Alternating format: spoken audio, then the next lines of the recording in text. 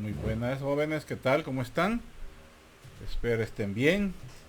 Espero que estén preparando ya estas clases y bueno, y de las otras materias también, que vayan avanzando, porque ya pronto entramos a la semana de, bueno, a las fechas de exámenes.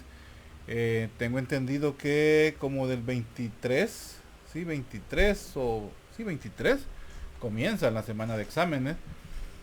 Nosotros, bueno, por lo menos con mi materia, vamos a estar presentando los exámenes en la última semana, en la última fecha, que sería el 5, 5 de septiembre, quiero ver.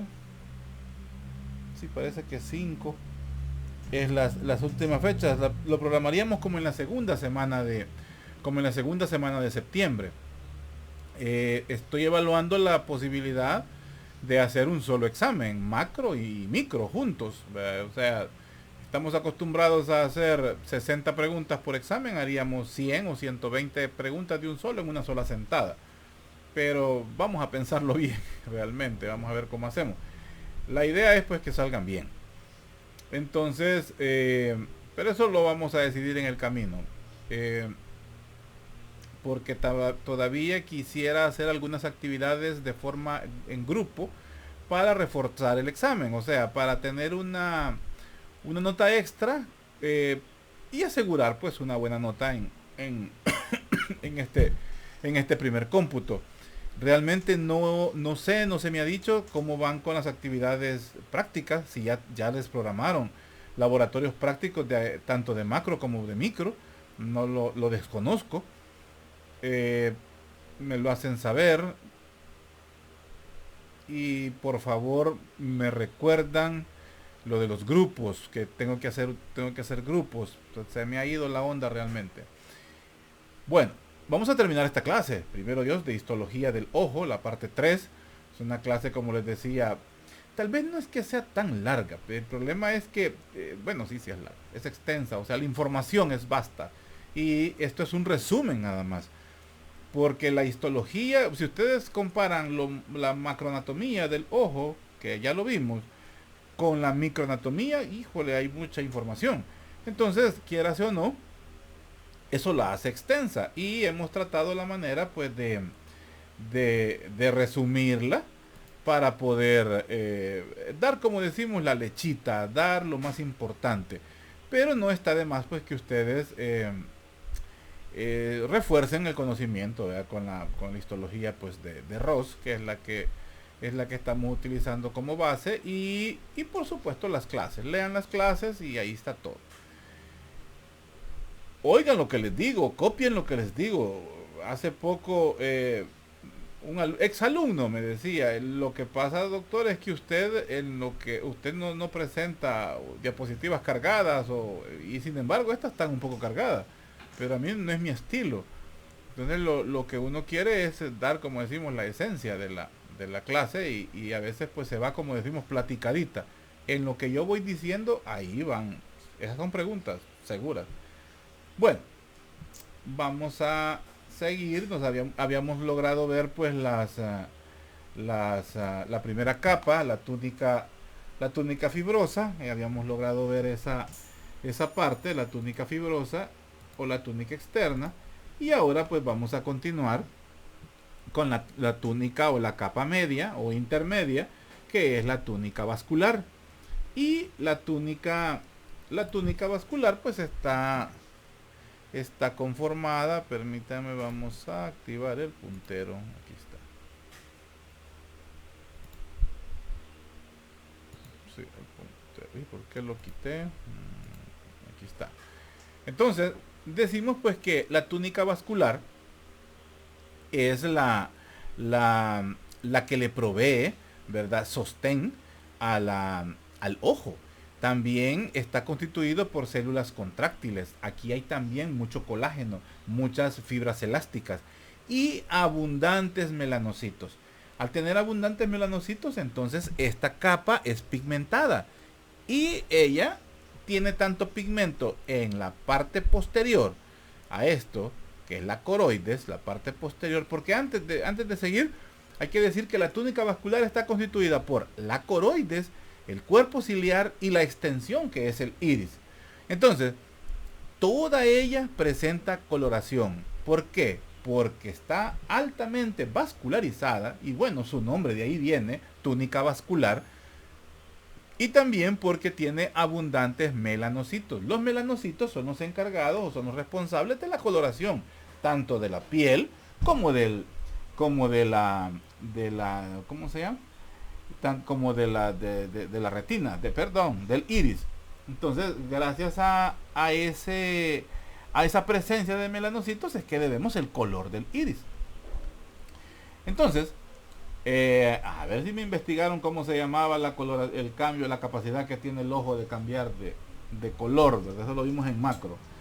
No es capacidad, es una variante que algunas personas tienen, que siendo más que todo se ve en ojos de color, en ojos que verdes, más que todo, sí, verdes, miel, amarillos, por ahí andan, que mientras están en un lugar, pues se ven de una forma, cuando salen hacia la luz, pues se ve como que cambian de color. Y ya creo que ya lo explicaba, que no es tanto así, sino que es debido a la contracción y a la dilatación del músculo ciliar, que le provee o que le da la capacidad al iris de que al estirarse, pues se ve de un tono, y al contraerse, pues se ve de otro tono.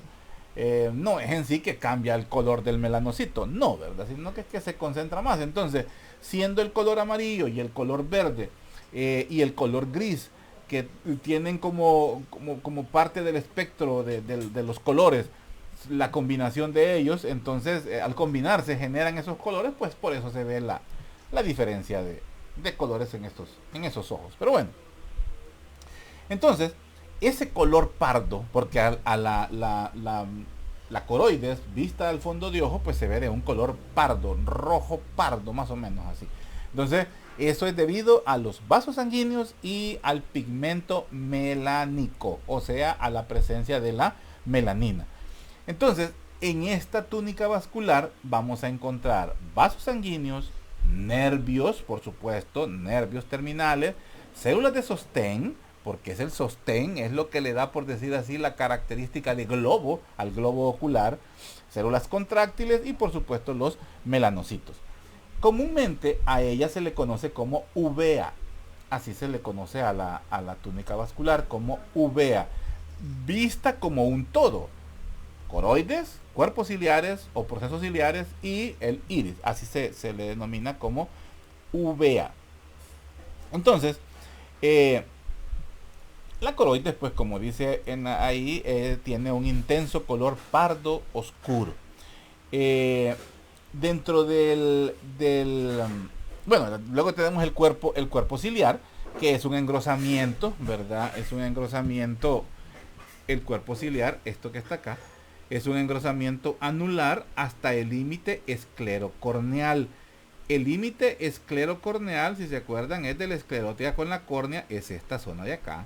Este es el límite esclerocorneal, pues el proceso ciliar, pues hasta esa zona aproximadamente llega. O sea, no es que es exacto, pero para cuestión de didáctica vamos a decirlo así, que hasta ahí llega, hasta la unión esclerocorneal. En este cuerpo ciliar encontramos el músculo ciliar. Estos son los músculos intraoculares, el músculo ciliar, que viene a ser un músculo liso, que es responsable de la acomodación del cristalino. Hay unos tendones, unas fibras que salen, que se proyectan desde el cuerpo ciliar, y estos y vendrían a decir articula, inerva, por ahí lo vamos a manejar así, como para tener la idea, porque aquí ya son estructuras diferentes. Entonces, pero lo que hacen es que fijan al cristalino, y al darle fijación al cristalino permiten de que éste tenga la acomodación. Entonces, que tenga esa capacidad de adaptación el cristalino. ¿Qué es lo que pasa? La contracción del músculo ciliar cambia la forma del cristalino, porque o lo ensancha, lo estira, lo comprime, y eso le da pues o lo mueve también, lo aleja, lo acerca. eso le da la capacidad pues de tener una agudeza visual. Este es parte del funcionamiento de dioptría del ojo, o sea, el cristalino, al igual que la córnea y el eje axial, ¿verdad? Entonces, la característica o la capacidad de participar en la acomodación, en la adaptación y por ende en la visión 20/20, ¿verdad? O sea, en la agudeza visual, es gracias al músculo ciliar que encontramos en el cuerpo ciliar. Entonces, con esto lo que permite es que los rayos luminosos provenientes de diferentes distancias tengan su foco sobre la retina, porque vamos a tener un objeto que está cercano y vamos a tener un objeto que está lejano. Para poderlo enfocar bien es gracias al cristalino. Esa situación que tenemos cuando vamos, por ejemplo, estamos viendo una cosa que tenemos al frente y inmediatamente vemos hacia lo lejos, en un primer instante, o sea, esto es en milisegundos, pero en un primer instante no lo distinguimos bien. Entonces, esa adaptación, esa acomodación es del cristalino gracias al movimiento que le imprime los músculos ciliares propios del cuerpo ciliar. Y luego pues tenemos el iris, ¿verdad? Que es el iris, que es el color del ojo que nosotros vemos. Este es un diafragma. Un diafragma es una estructura circular, ¿verdad? Es una estructura que tapa, por decir así. Es una estructura que está cubriendo una boca o una abertura. Entonces, la abertura que queda entre en esta zona es cubierta pues por el iris, el cual pues se extiende en toda la superficie anterior del cristalino. O sea, él le sirve de diafragma al cristalino. ¿Por qué? Porque su abertura que queda en medio, esa abertura tiene la capacidad de aperturar y de cerrar para también pues modificar la entrada de la luz, ¿verdad? Pero no actúa sobre la agudeza visual. Él solo actúa disminuyendo, aumentando para proteger, ¿verdad?, el globo ocular a la luz intensa y también pues a la poca luz. Él se adapta. Entonces lo que queda, el orificio que queda en medio del iris, a eso es lo que conocemos como la pupila. Quiero ver, para que nos entendamos, esto que está de color, esto es el iris. Y esto negrito, pues es la pupila.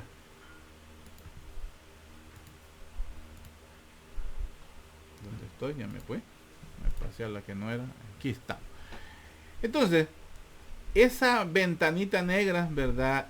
Por donde al fondo vemos el cristalino, en la región posterior, eso es lo que se conoce como la pupila. Lo que el cristalino, como dice su nombre, es cristalino.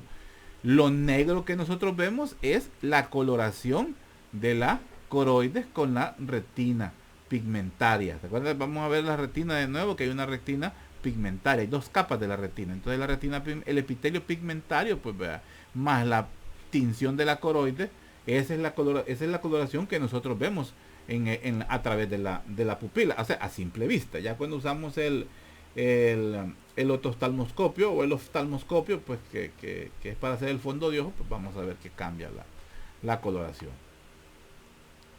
Hablando sobre la coroides, vamos a ver pues que en sí pues la coroides se extiende desde la hora serrata. La hora serrata es un punto de referencia que encontramos en la retina, que es donde se divide la porción visual con la porción no óptica de la retina. Entonces, la coroides prácticamente se extiende desde esta zona hasta el nervio óptico, lo que estamos viendo acá. Entonces, la coroides, a más o menos a este nivel, tenemos lo que es coroides. A este nivel, hacia abajo, ¿verdad? O sea, en esta zona más o menos, tenemos la hora serrata. Entonces, desde la hora serrata hasta el nervio óptico, o desde la hora serrata hasta la otra hora serrata, no. Pregunta de examen, ¿desde dónde a dónde se extiende la coroides? Desde la hora serrata hasta el nervio óptico. Entonces, así se extiende eso es lo que lo que se conoce como coroides en la capa media. Entonces vemos pues que la coroides pues es de color pardo oscuro. Pues se viene a fundir pues con la se me fue el nombre ahorita, de la esclerótica, la lámina fusca. Aquí está, la lámina fusca. Entonces esto es la coroides, todo esto es coroides. Entonces la coroides tiene una parte que se llama el epitelio supracoroideo, aunque casi no se usa, sino que solo se dice coroides. La coroides se funde con la lámina fusca. La lámina fusca es la parte terminal pues de la esclera, lo que vimos en la túnica fibrosa. Entonces con esa se funde y esta es en la parte externa. En la parte interna esta se funde con la parte interna de la retina. O sea, con la zona interna de la coroide se une y se adhiere completamente a la retina. La unión más firme de esto es a nivel del nervio óptico. A ese nivel es donde es más firme la unión entre estas dos estructuras. O sea, a este nivel, donde se une la coroides con la retina. Ese es el lugar, esta zona de acá es el lugar más firme o más fuerte de unión entre la coroides y la retina.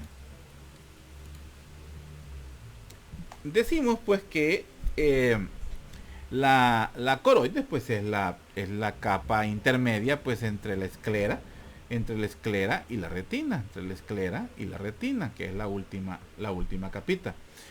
El estroma de la coroides pues se compone de melanocitos, ¿verdad? Estos de color que vemos acá son melanocitos de aplanados, son grandes, están dispersos, ¿verdad? En todo el tejido conjuntivo. Y se ven pues, ahí también está mezclado con fibras de colágeno y fibras elásticas, fibroblastos, macrófagos, linfocitos, plasmocitos y mastocitos. ¿Por qué tiene tanto? Porque es la parte irrigada, es la parte más irrigada, es la túnica vascular. Entonces, por ende, y por la irrigación que tiene, pues por eso encontramos abundantes células sanguíneas. Es fácil, yo creo que uno da por sentado de que ya se conocen algunas partes de los epitelios, algunas partes de las células y todo eso, y a veces pues no. Entonces, porque ahorita acabo de decir estroma coroideo. Un estroma en sí es una parte, ¿verdad?, importante donde está todo el sostén. Es donde están embebidos todas las células, donde están las sustancias importantes. Entonces, por eso el estroma, a nivel de los epitelios, a nivel de los tejidos, siempre es una parte más abundante o más grande, o la que ocupa un 60, 70 o 80% pues de toda la estructura. Entonces, el estroma coroideo pues es esta parte más grande, ¿verdad? Luego tenemos pues la capa interna de los vasos, ¿verdad?, que está organizada prácticamente en un solo plano, y a esta pues se le denomina la capa coriocapilar. Es esta zona de acá. Aquí hay abundantes vasos sanguíneos, es la zona coriocapilar, esta de acá, ¿verdad? La zona, esta es la que le provee nutrición a la retina. También y esa nutrición se da porque los capilares son fenestrados. Si se recuerdan, cuando vimos anatomía 1, vimos los vasos sanguíneos y veíamos los tipos de capilares, entonces veíamos que había un tipo de capilar, ¿verdad? Los sinuosos,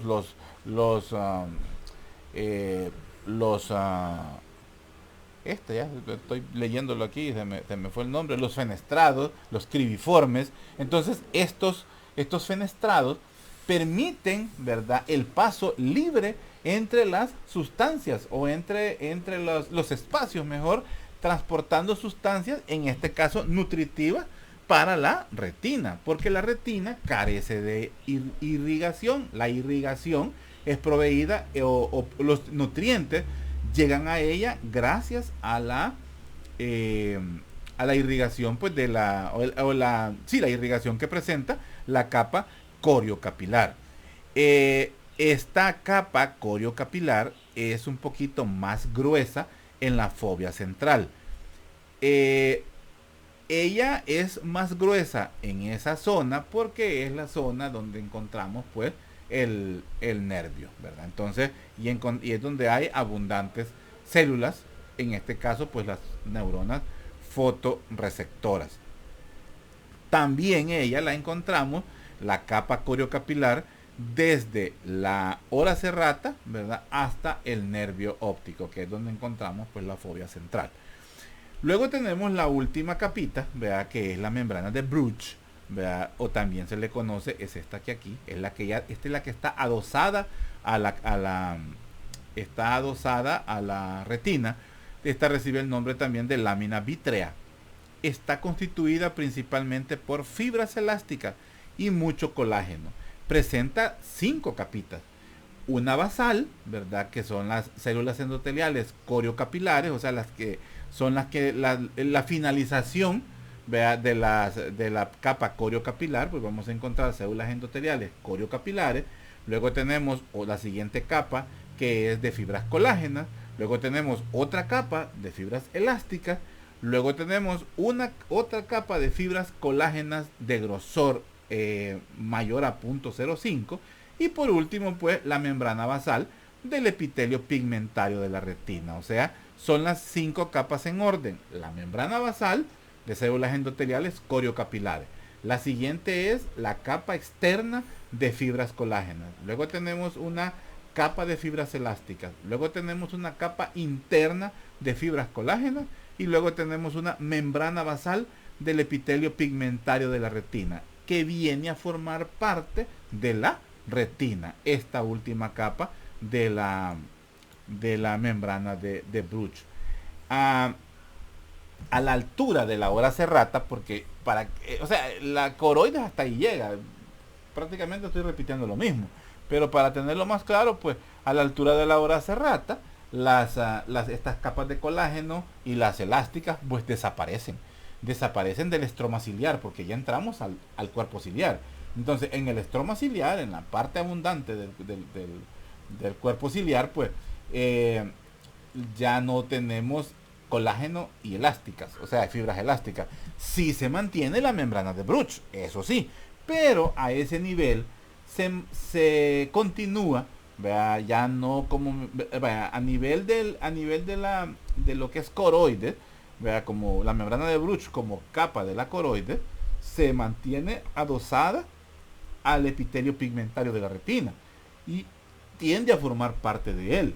Pero ya en el cuerpo ciliar, ¿verdad? Se continúa como una lámina basal del epitelio pigmentario de la retina. O sea, ya a nivel del cuerpo ciliar, esta membrana esta membrana de Bruch se continúa como epitelio pigmentario de la retina. No es que termina, sino que se continúa y cambia de nombre. Simplemente. Bueno, sigamos. Veamos un poco acerca de los cuerpos del cuerpo ciliar. En el cuerpo ciliar, vamos a... Permítame que tengo aquí un detalle. Permítame que veo que...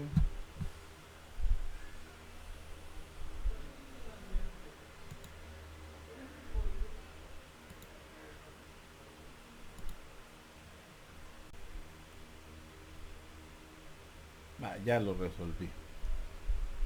Tenía una... Es que me está fallando. Vamos a ver.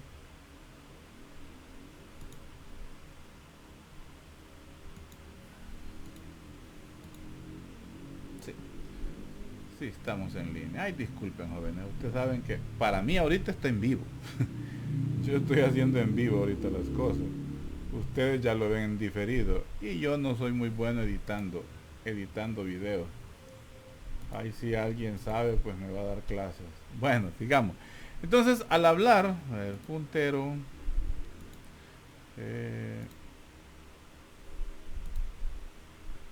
Ok.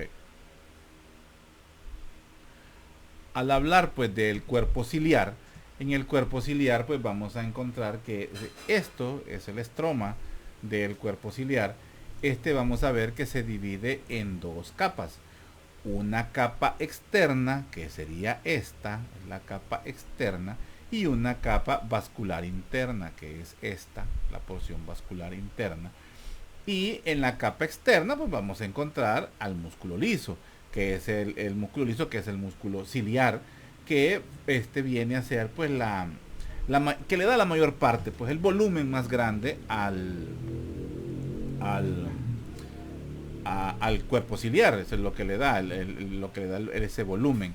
Estos que vemos acá es la zónula ciliar. Estos son los tendones, o estas son las proyecciones que mantienen suspendido y en una posición específica pues al cristalino, de lo que les decía al inicio. Entonces vamos a ver pues que estas dos porciones son las del cuerpo ciliar. La porción o la capa externa, vea, que es esta, que es la porción vascular, y que es la externa, perdón, y esta es la interna, que esta es la vascular y esta es pues la muscular. Entonces, ¿cómo se llama? La parte más gruesa pues es la porción muscular, el músculo ciliar, pues eso es lo que le da pues el volumen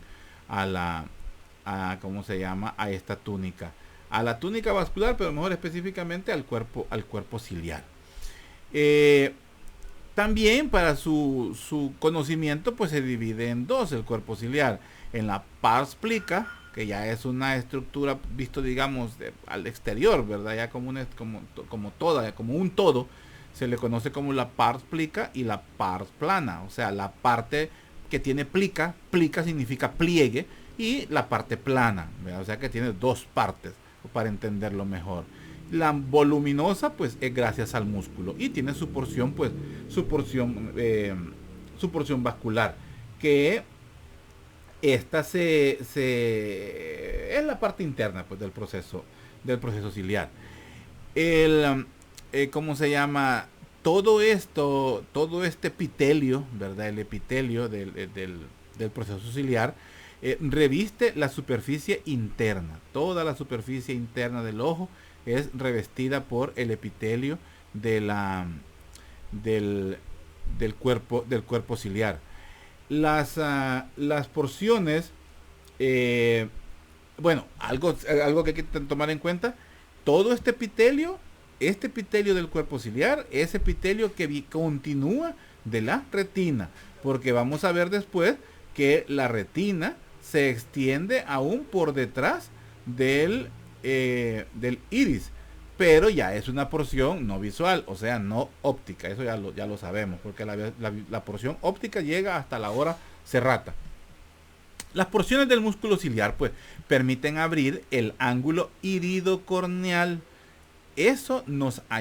Para eso ayuda el músculo ciliar, ¿verdad? Para esa es la función, abrir el ángulo iridocorneal.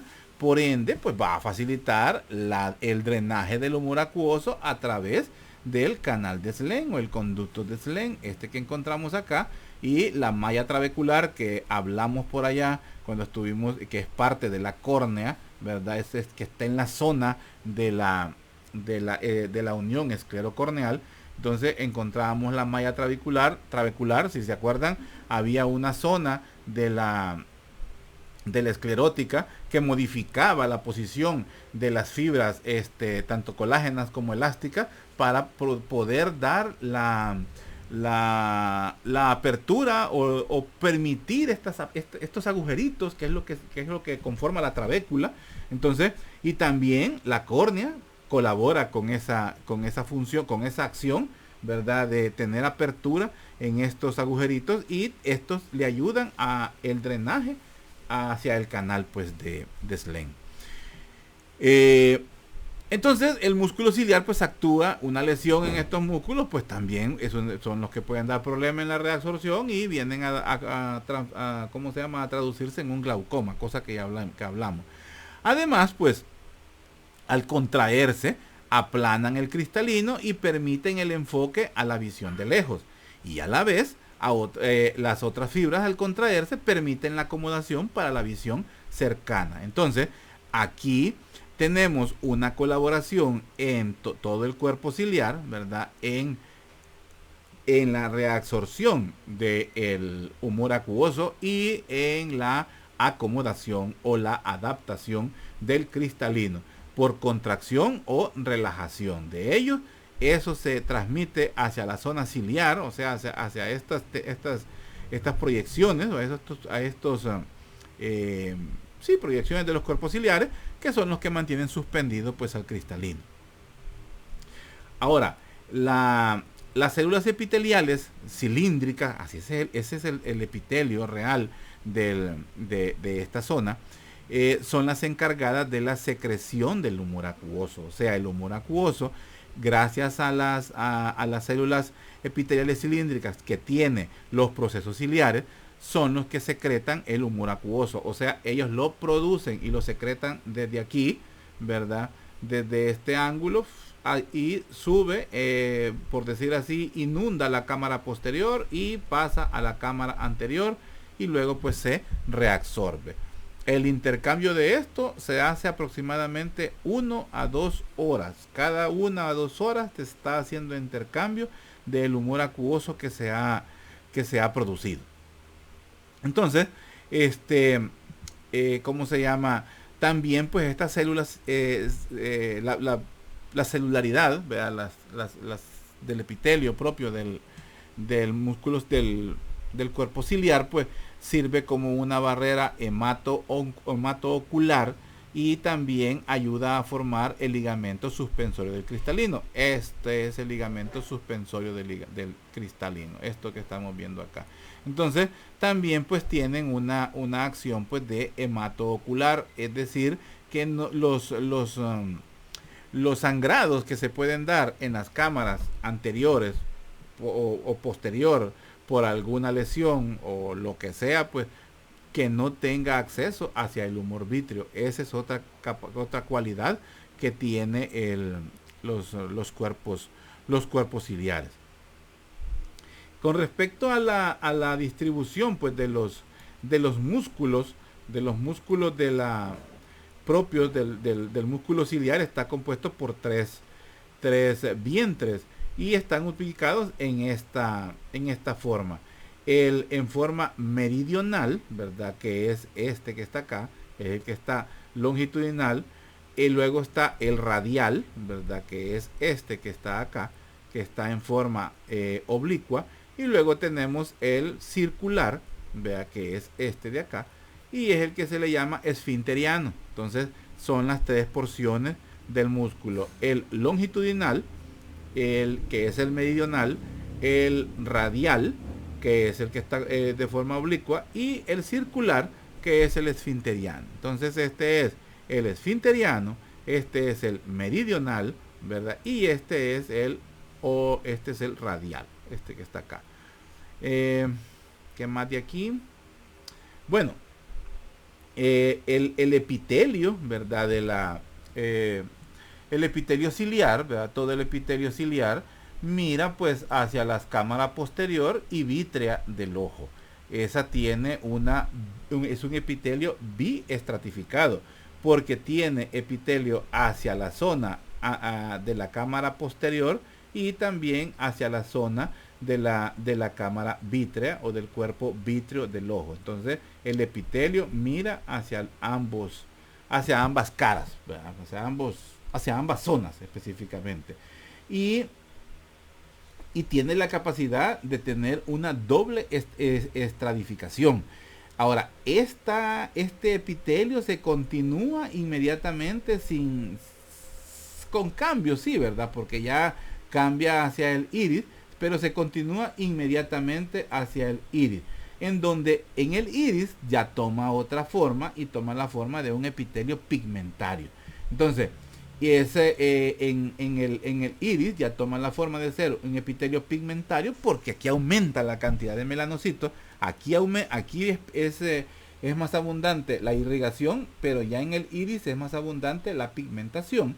Entonces vamos a ver que en la ¿cómo se llama?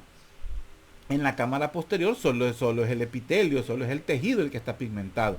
Pero en la parte anterior que ya está, es el que ve hacia la cara anterior, ¿verdad? En el iris, pues ya tiene es un epitelio, es un mioepitelio pigmentario, ¿verdad? Ya en la parte anterior del iris. Eh, en la retina, pues ya con la retina se extiende sobre la retina también, y ahí pues ya no tiene pigmentación porque ya los melanocitos ya han desaparecido. Acordémonos que la retina se continúa también por encima, hay un poco. El, con respecto al humor acuoso, pues yo creo que lo había dicho, tiene sustancias nutritivas, elimina metabolitos de los tejidos avasculares de la córnea y del cristalino. Por decir así, el humor acuoso tiene la función que la sangre tiene en nuestro cuerpo: proveer nutrientes y extraer residuos. Esa es la función del humor acuoso. Y el humor acuoso deriva del plasma, o sea, se forma a partir de componentes propios del plasma. De ahí viene el humor acuoso. Y terminemos esta parte pues hablando sobre la retina.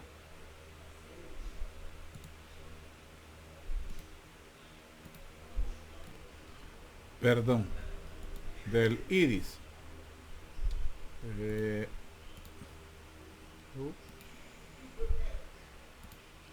Aquí estamos.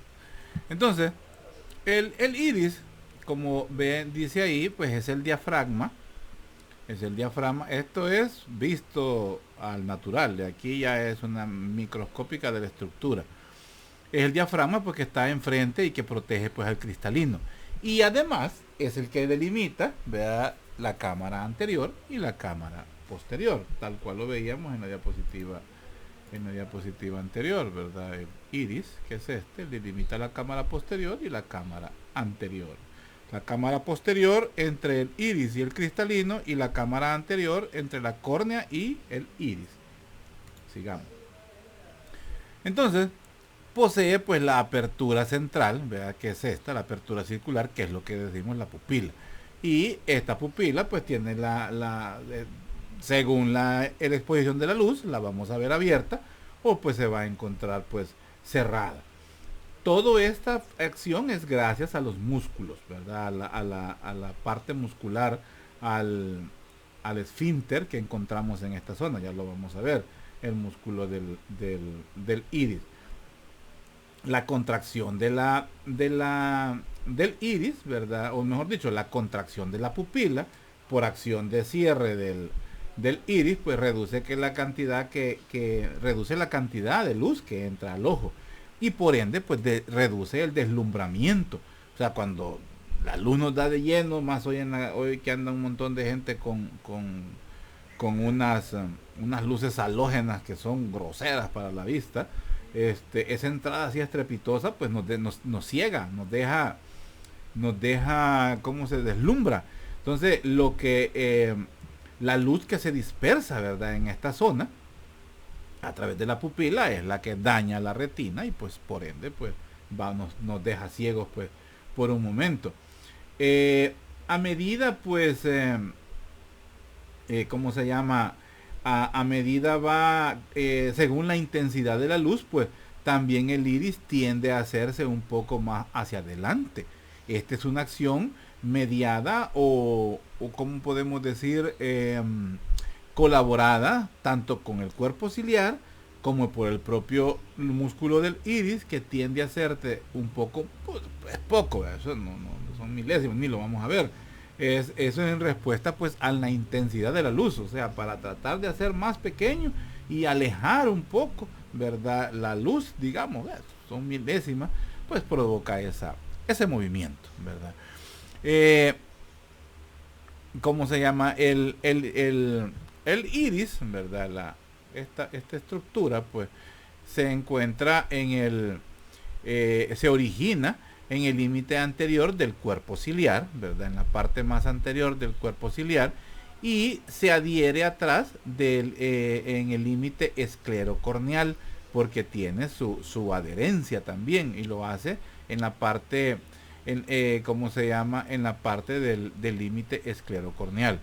Es específicamente un tejido conjuntivo, pues muy vascularizado también, específicamente en el estroma, ya vamos a ver eso. Y también en el estroma, pues y en esa zona vamos a encontrar células musculares y células muy pigmentadas, ¿verdad? Más que todo ubicándose en la parte posterior.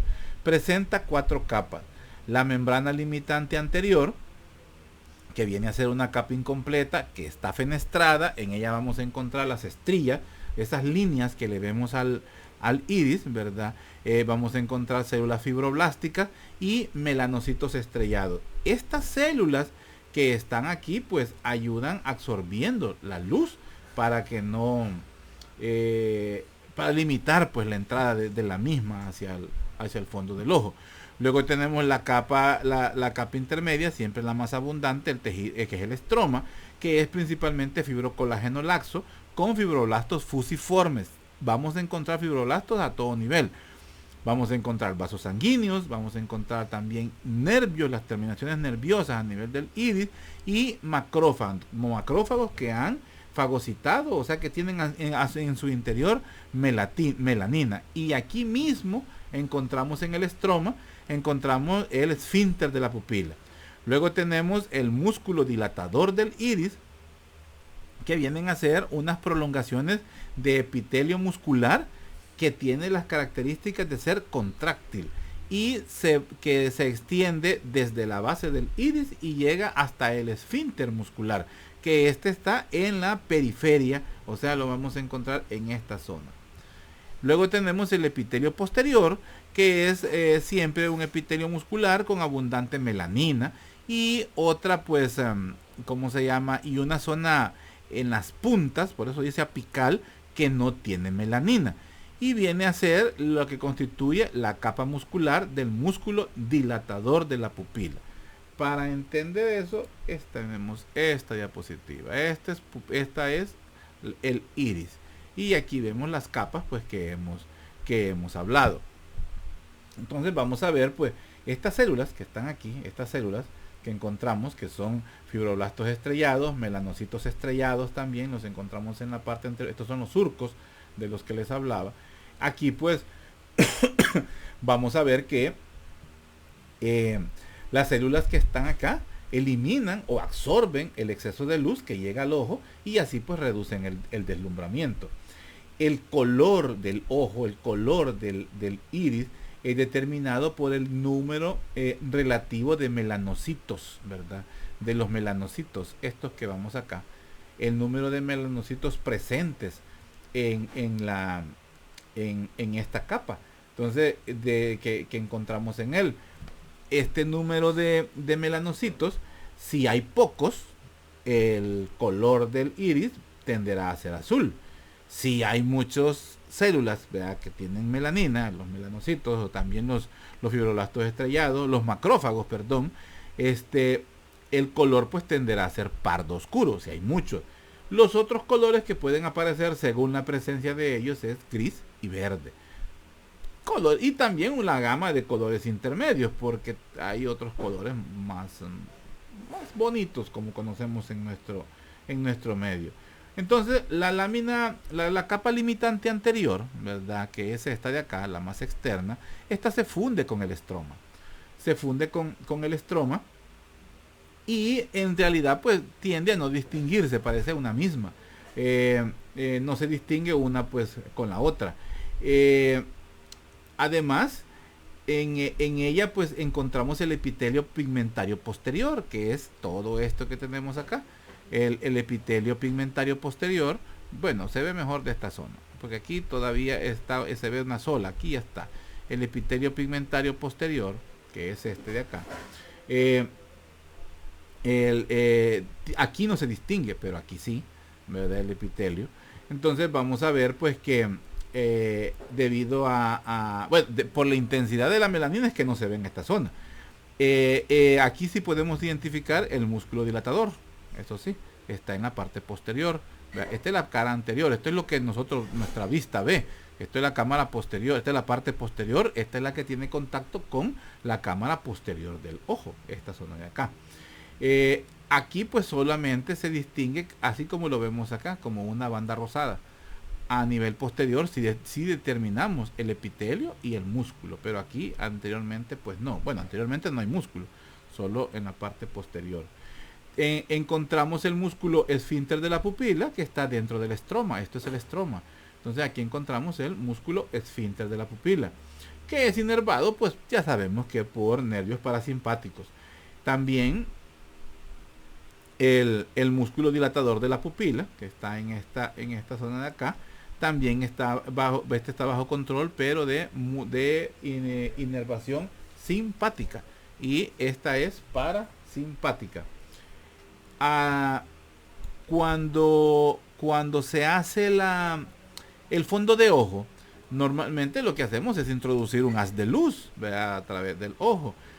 El oftalmólogo, o sea, cuando lo hace uno con su aparato normal, pues es para ver el nervio, para ver la retina, para ver la vascularidad. Pero el oftalmólogo necesita ver otras situaciones para saber cómo está el ojo. Entonces ellos utilizan atropina. La atropina lo que produce es midriasis, o sea, la apertura. Miosis es cuando la iris está cerrado, o sea, la pupila, la niña del ojo está chiquita. Y midriasis es cuando el iris está completamente abierto, o sea, la pupila está grande.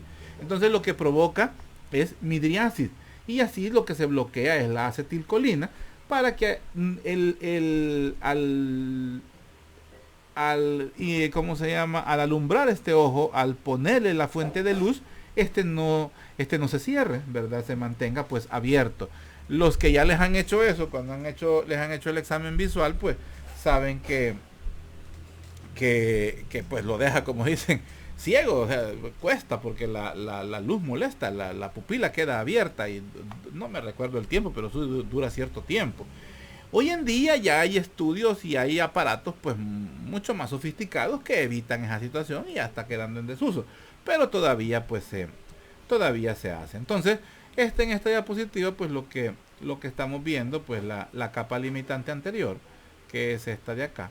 De aquí la capa limitante anterior, el estroma que encontramos acá y por supuesto pues el músculo y el epitelio pigmentario posterior, que estamos viendo en esta zona de acá, el epitelio pigmentario posterior. Sigamos, quiero ver. Bueno, aquí lo que veíamos eran los fibroblastos, veíamos macrófagos cargados de pigmento que ayudan a dar coloración y los vasos sanguíneos propios que encontramos dentro del estroma del iris. Algunas patologías propias de la uvea, ¿verdad? La uveitis, ¿verdad? Una uveitis, que es esta que vemos acá, se ve el ojo completamente rojo. En la uveitis pues y por eso se ve que la vascularidad pues se ve aumentada, se ve exagerada, se ve irritado, el ojo duele, el ojo está inflamado. Esto puede ser secundario a una infección o secundario a una reacción alérgica. Muchas veces es de forma desconocida. Habemos algunos que sin qué ni para qué, el ojo se nos pone así, se inflama, se ve como que la esclerótica, ¿verdad? La parte de la conjuntiva sobresale sobre el iris y entonces se ve bastante inflamado y vidrioso el ojo y duele y cuesta ver en una uveitis. Luego tenemos el albinismo. Esta es una anomalía congénita, ¿verdad? Donde los ojos se ven de este color y no es que estén dañados, sino que es por alteración en la presencia de los melanocitos, que es lo que les da estas coloraciones, pues tanto de piel, pelo y todo lo que sea de color pues de nuestro cuerpo. En los pacientes albinos pues tienen esto. Entonces son los que comúnmente decimos los hijos del sol, ¿verdad? Luego tenemos el coloboma. Si se acuerdan, esto lo hablamos en embriología, que había una dificultad en el cierre de los discos. Entonces si no se da un cierre completo, se puede producir esta situación, que es un coloboma pues que afecta al iris. Hasta fue pregunta de examen. Podemos también encontrar una ectopia pupilar, o sea, como vemos es una deformidad del iris, en la cual pues la pupila puede estar ubicada en la región no central, sino que en una región anómala, por decir así, va a dar dificultad para el paciente y a veces es secundaria también a la posición del cristalino, porque el iris a quien protege o a quien le colabora pues es al cristalino. Y tenemos un tumor, ¿verdad? Un cáncer ocular. Acordémonos que como es una zona altamente vascularizada, los cáncer tienen acceso a esa zona porque les gusta las zonas que son vascularizadas. Entonces aquí encontramos un tumor pues o un cáncer en el ojo. Quiero ver. Pasamos hoy sí, a la última capa, que es la capa, la túnica interna, que es la retina. Permítanme.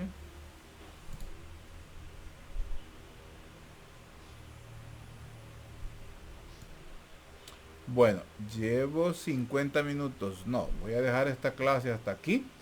Y vamos a seguir con la última capa, que es quiero ver cuántas nos faltan, cuántas diapositivas nos faltan. Ya solo 2, 4, 6, 8, 10, 12, 14 diapositivas. Ya es la última capa, la túnica interna de la retina. Es la parte más importante, por eso no quiero darla porque ya estoy algo cansado. Entonces vamos a vamos a grabarla después para pues presentársela. Nos vamos a quedar pues hasta aquí. Nos vamos a quedar hasta aquí para continuar después. Estudien, jóvenes, mucho. Nos vemos en la otra parte de esta clase. Cuídense. Adiós.